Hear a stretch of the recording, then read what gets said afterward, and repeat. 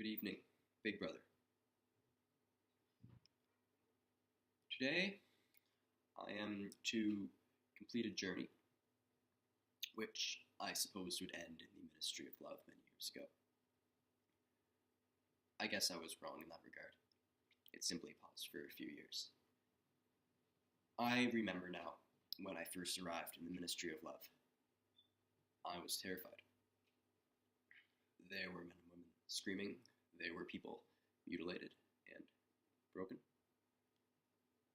And I felt the torture almost as if it were equally shared by everyone in the room. Members of the party would not speak, which did not come as a surprise to me. I did not speak either.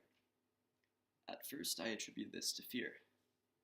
We must be terrified at the prospect of doing or saying anything which the party did not give us explicit permission to do or say, because they've already won.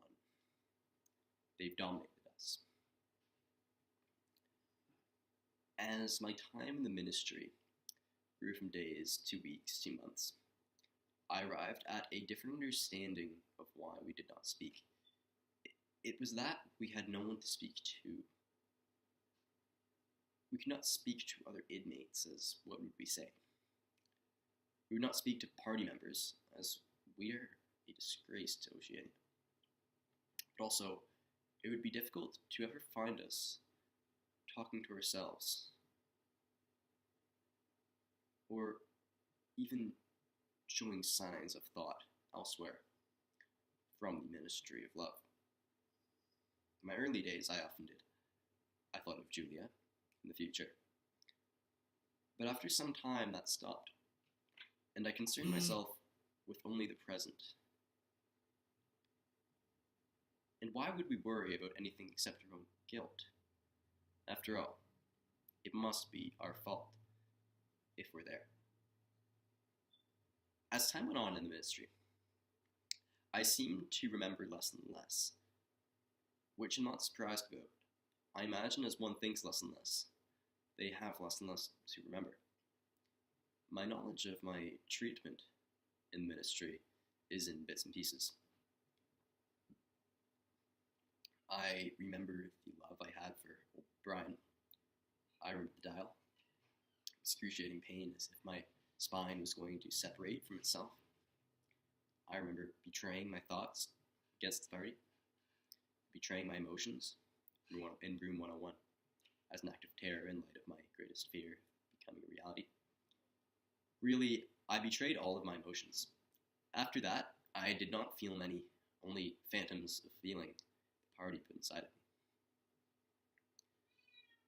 After they let me out, they assigned me a high-paying job in the Ministry of Records, where I would simply be counted on to keep track of how many tasks each worker completed per day, and go back and edit the information when the party sees fit.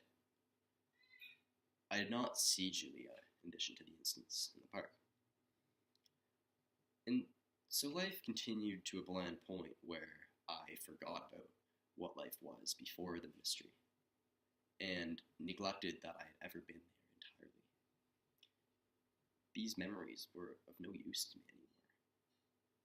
That was until I arrived at work to find the 11th edition of the New Speaks Dictionary waiting for me on my desk, which, in fact, I now recall to be the 4th or 5th edition of the 11th edition of the New Speak Dictionary. I would imagine the party does not wish for anyone to think it would take more than 11 tries to get the language right.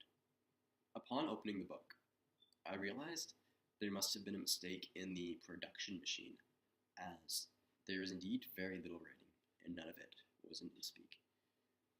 I was about to dispose of the object when I felt a strange compulsion to bring it home, accompanied with a ghost of a feeling that seemed familiar.